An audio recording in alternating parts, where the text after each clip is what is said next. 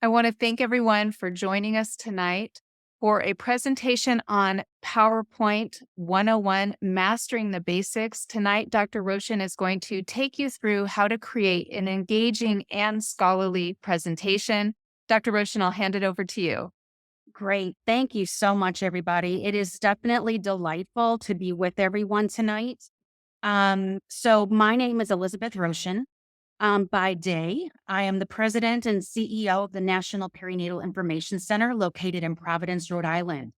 By evening and on my off hours, I am part of the School of Nursing for Aspen University for the Doctorate of Nursing Practice program. And so I received my own PhD at the East Carolina University in nursing administration with an emphasis on population health and patient activation. And I would share this nugget with you before we even start. On your doctoral journey, remember to take a breath and don't miss what's going on around you.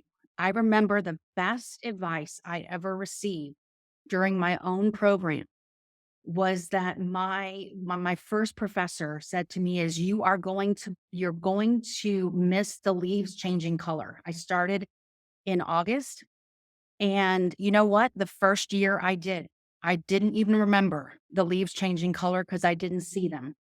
The next year, I remembered to watch the leaves change color. And I use that story just to emphasize the fact that it is really important that not only while you're in your program, that you're focusing on your studies, but you're also not missing the things going on around you.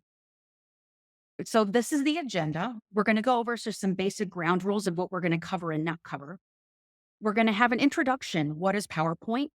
Do's and don'ts of PowerPoint, creating your own brand. And then we're going to talk about speaker notes because content really matters.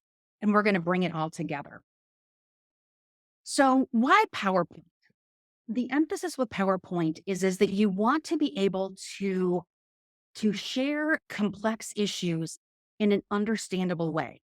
You want to be able to provide an understanding as to what you want your audience to walk away with. You want to deliver a more meaningful and memorable message. And I can assure you that those of you who have either health policy within your curricula or are working on policy related issues, I can't emphasize enough the importance of creating a more meaningful and memorable message about your information. And you also want to engage with your audience. You want your audience to care about your topic. So the more depth, as well as the more emphasis in what you want your audience to understand is really, really important. You know, many folks have asked me, why should I care about PowerPoint? What is so important about understanding the foundation of PowerPoint? And I will say, first and foremost, that PowerPoint is a medium that's required at Aspen University. It's required for distance learning in many university and college settings. And it helps to make sure that your instructors, your professors, and even your colleagues in your courses can understand the messages that you're putting into what you're trying to say, not just the written word, but how you're communicating it to your class, your course, or your professional colleagues. You want to support your knowledge and growth. And so part of learning a more finer and resolute way of creating a PowerPoint can really be helpful in that regard. And do you want your defense presentation to be memorable? And that's one of the things that I talk a lot about to my own students is to be able to make sure that when you walk away from your presentation, is it something that they will remember? And so here is the Aspen presentation rubric, actually pulled from one of my courses. So part of the rubric for presentation includes these essential elements: content and quality of information, presentation weight, and use of multimedia and graphics. So when you look at your rubrics, and I would strongly encourage you when you are creating your PowerPoint presentations to look at the rubric and not only look at the rubric, but also look at the elements within the rubric. You can certainly do that and understand, and that helps also to facilitate a conversation between you and your instructor to make sure that if there's any questions about points were taken off or recommendations were made, that you can follow along with them. So, content and quality of information is obviously the largest piece of this puzzle. And obviously, the content and the quality of what you put into your presentation is important. And I would just quickly say this: your speaker notes are as equally important as the content that you put onto your slide, if not more so. And we'll talk about that in just a little bit. The presentation weight. This is the PowerPoint itself. This is the presentation. This is your voice cadence, the passion that you have about your topic. And sometimes we're not exactly passionate about the topics that we're talking about. But again, if your goal is to persuade your audience, if your goal is to persuade the person that you're trying to educate or elevate or impress, then certainly presentation is important. Use of multimedia and graphics is just as important. And again, we'll get into this in just a moment when we talk more about images and how to use images within your PowerPoint. But as you can see, the presentation weight and the use of multimedia graphics is 50% of the rubric. So it's really important to understand the foundation and understand when you're being graded what they're looking for. And it's also important to have the conversation with your instructor or your professor. If there's something that they're looking for that you're not, that for some reason you're not connecting, it's really important to be able to have that conversation with your professor, with your instructor, and find out. So this probably seems like a really interesting slide. When was the last time you went to the optometrist? And so I asked that question because if you've gone recently or if you've ever gone, you will have one of these machines and you will look at a screen and say, is it fuzzy or is it clear? So number one or number two, and you go through that exercise a couple times and you finally get a clear view of what's going on. So this was the first slide that I put up. So let's just call this number one. So again, we're talking about presentation weight and use of multimedia and graphics. Here's number two. Here's the exact same content, just in a different way. And so again, part of this is to know your audience and understand who you're presenting to, because this one may be acceptable depending on your audience, depending on what presentation mode you're looking for. But in some presentations, this one is much more appropriate. So again, know the content, know your audience. So for just a moment, we're going to talk about some PowerPoint do's and don'ts and other helpful tidbits along with this. So we're going to spend some time on this slide because these are some of the most important things that you can take away from this presentation. So we're going to start with the do's. Do know your audience. It's really important that when you are when you're presenting presentation, when you are creating your presentation, that you understand your audience. You know who's going to be taking this information in. You know the topic of which you're speaking of. It's really important to know your audience. You also want to use slide layout variation to avoid predictability. This is one of the major elements that Microsoft, Apple, and other key PowerPoint developers utilize, is to make sure that you're using slide layout variation to avoid predictability. Meaning, if you have the exact same layout of your slide after slide after slide, then suddenly there is the expectation that you almost know what someone's going to say. And you can actually start to lose engagement in your audience. Use no more than 6 bullets per slide. This is one of those elements that is featured in the Aspen Writing Center, but is featured in more and more PowerPoint presentation topics across the board. This is something that is really important so that when you are creating that slide, and I realize I have more than 6 bullets here because I have 2 next to one another, but at the same token, no more than 6 bullets per slide, no more than 6 words per bullet. That's really important, and we'll talk about that in just a second. And you do want to use images to connect concepts. I'm going to show you a little bit what that means in just a couple slides. but being able to use an image or an imagery to set up your presentation is really, really important. Do not read your slides verbatim. This is something that many students have a challenge with. And so, out in the professional world, I will say this: if you're going to read your slides verbatim, you might as well just hand a slide deck to your audience and leave. Because at that point, you're no longer engaging with the audience. You're simply reading material that, quite frankly, they could read on their own time. They're there to learn from you. They're there to learn and understand what you want to impart to them. You do not want to cut and paste paragraphs of text. The last thing you want to be able to do is read voluminous words off of a PowerPoint, because you will lose your audience very quickly. This is just something I would make a strong recommendation of. You don't want to use images that are warped or out of focus. This is certainly something that can be very distracting, can certainly create, a sense of they're focusing on the image and not your content. And that's really important. There are ways to be able to do that in an effective and efficient manner, and we'll be sharing that in a moment. And you don't want to overuse effects, transitions, and animation.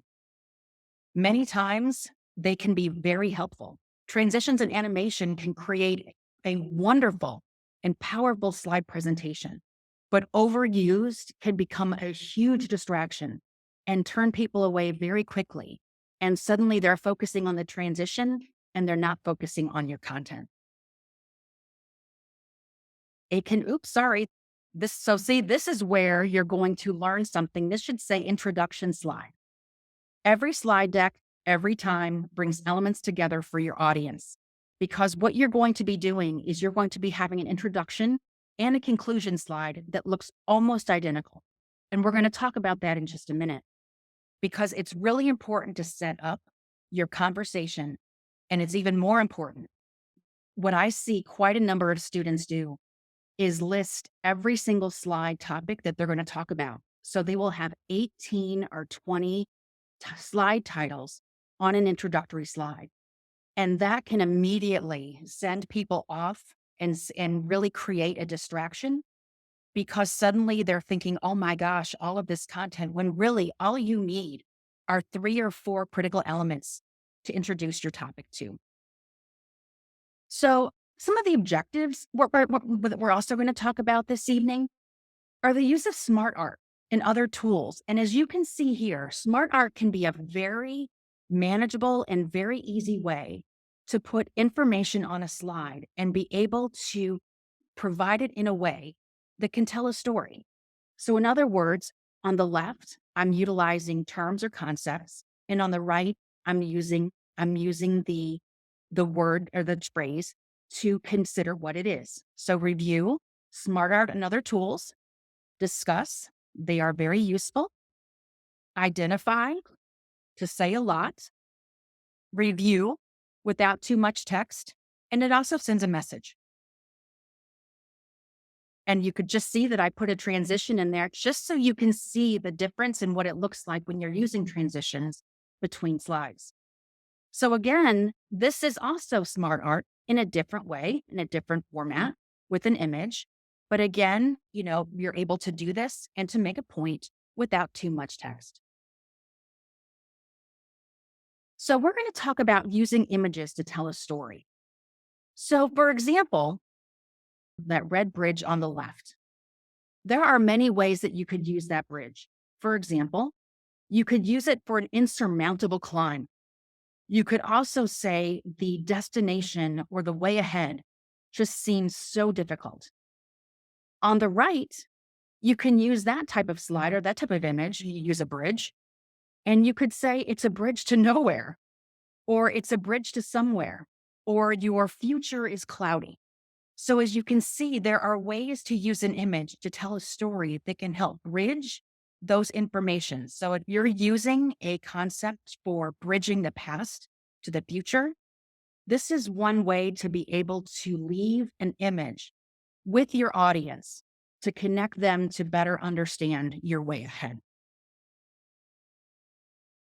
So slide layout. This is certainly something, again, like we talked about. We want to be able to change and address differences in the slide layout and ideas like you've seen in these slides so far. And again, this is just a different way to utilize smart art in a way that can be manageable and meaningful, different colors, different styles. This can make a point. And remember the 6x6 PowerPoint rule. So when you're using smart art, or quite frankly, any way to develop a slide, that you can create an image that can be helpful and memorable. On the left, you will see an icon. You will see this up in your banner bar of PowerPoint that says design ideas.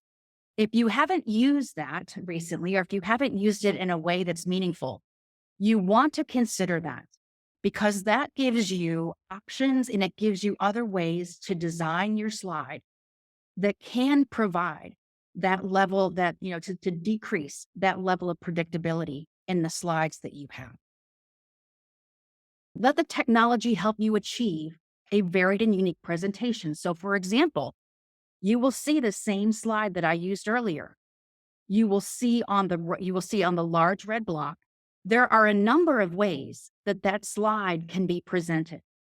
And so don't forget that you have that banner bar on top, and it's right there, design ideas, and they will give you ideas that can help you create a much more varied presentation for your audience. So slide templates. Again, this is something to consider as you are working through your presentations.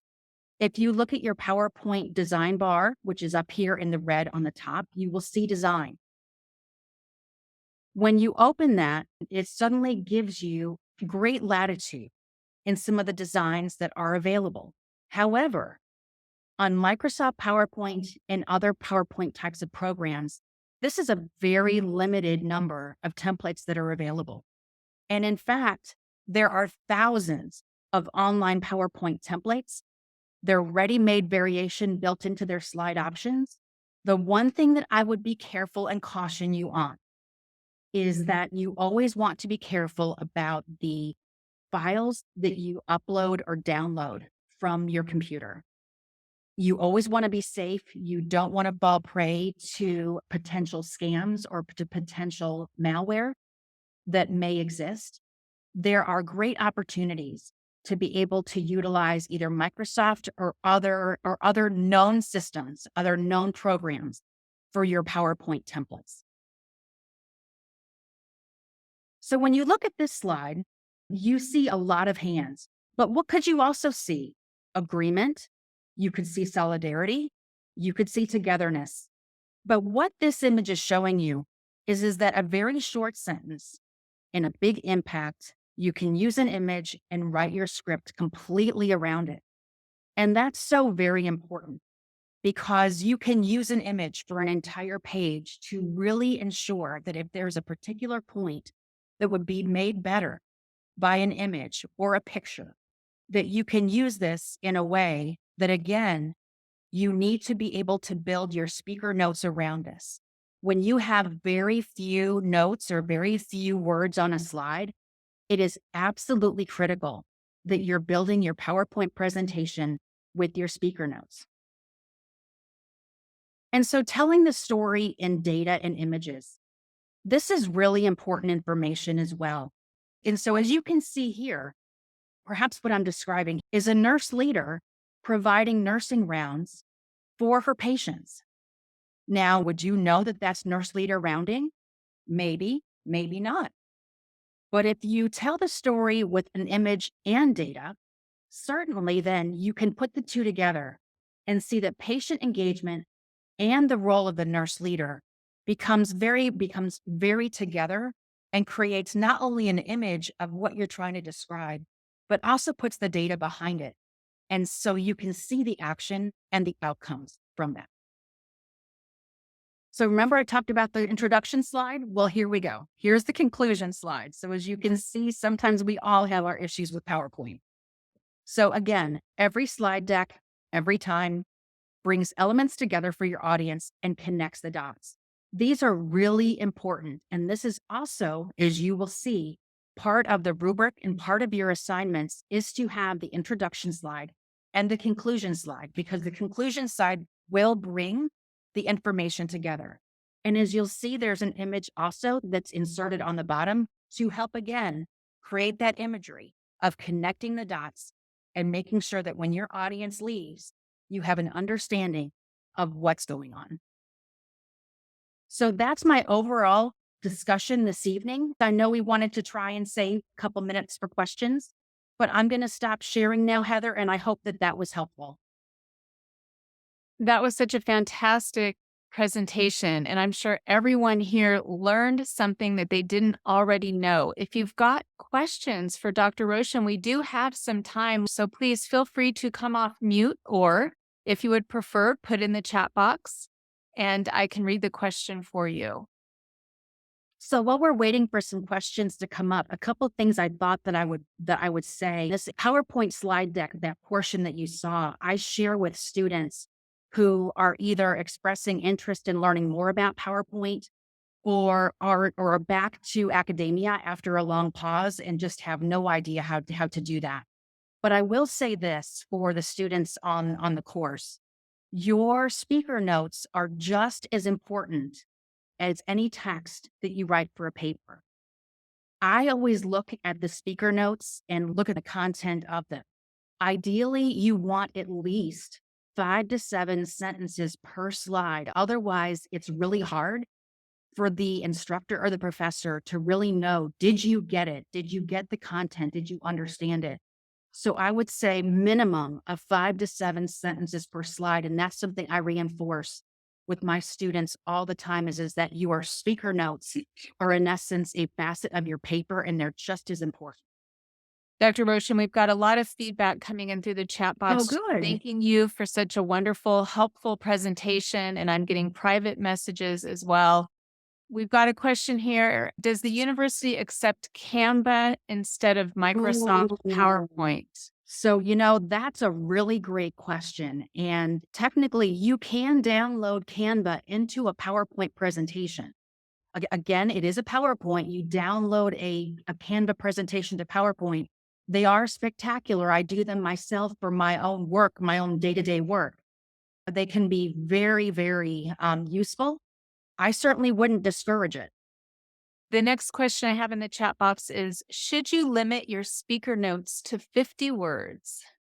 I think that it depends really on the amount of information that you have on your slide. But again, it's six bullets, 6 words per bullet. I would say 50 words is most likely sufficient. But again, it's really going to depend on the content and the message that you're trying to convey. What about using videos? So certainly video can be a very strong way of utilizing content. I think that in some cases, it can't be your only content. We certainly don't want to create a presentation where the vast majority of your information is videos. We want to learn from you what you have learned. But I think that the adjunct of utilizing video content as well as the ability to utilize your own audio, and that's something we need to talk about is audio. That's one of the challenges that students do have is the audio recording feature on PowerPoint. And that's certainly something that we can also work on establishing a better sense of direction for. So we had a comment that a student did use a video clip in a PowerPoint and the instructor did not give them credit. Oh. Any ideas as to why? That I cannot answer. That would have to be a conversation between that particular instructor. That may be a specific instructor issue, but again, I don't want to necessarily speak to that.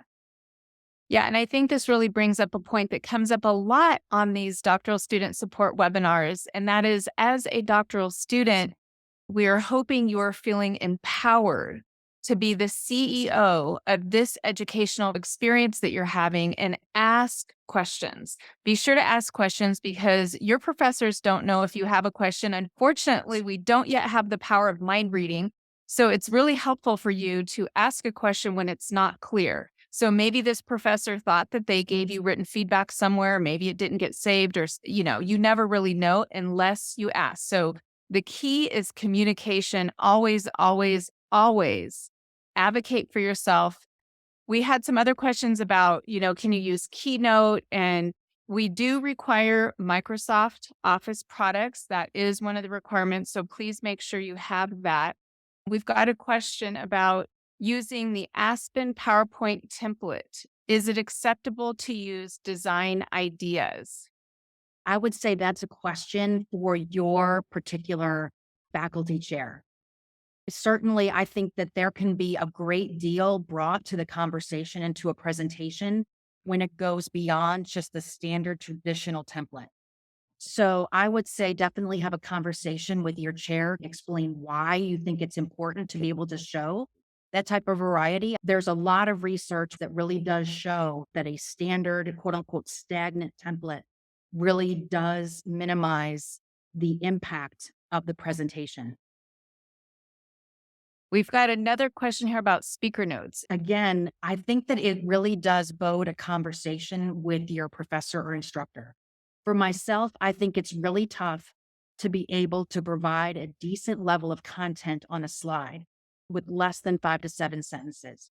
For me to make sure that someone is really comprehending and understanding that information. And here's what I would say when you record your sentences, if you're only spending about 10 seconds once you've read your sentences, once you've read them and it feels like just a second has gone by, think about how you may not be delivering a suitable amount of content to be able to assure that you grasp the concept.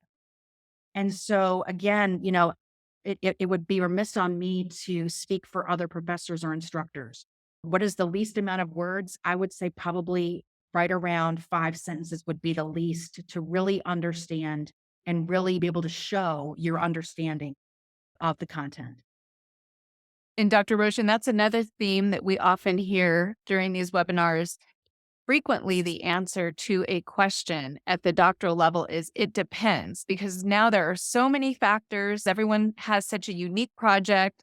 Every Yes. faculty member or committee or project team has their ways of doing things as well. So, okay, And is they're there different. anyone who was waiting for a break in the questions from the chat box to come off mute and ask a question they didn't feel like typing? Now's your time. Come on down. I have a question. I think I heard the introduction slide and the conclusion slide should be the same design.